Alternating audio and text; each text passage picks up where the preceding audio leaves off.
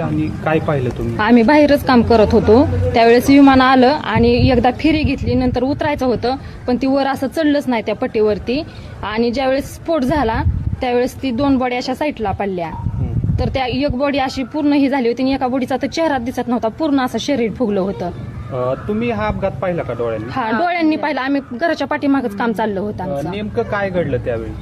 त्यावेळेस विमान गावाकडूनच येत होतं, असं खूप अंतरावर खाली होतं, वरती नव्हतंच ती. त्यांनी उतरायचा प्रयत्न केला पण ती दुसऱ्या फेरीला उतरायला गेल्यानंतर ती असं जागेवरच हे झालं, तिथं वर पट्टीवरती चढूच शकलं नाही. स्फोट खूप मोठा झाला का? खूप मोठा होता.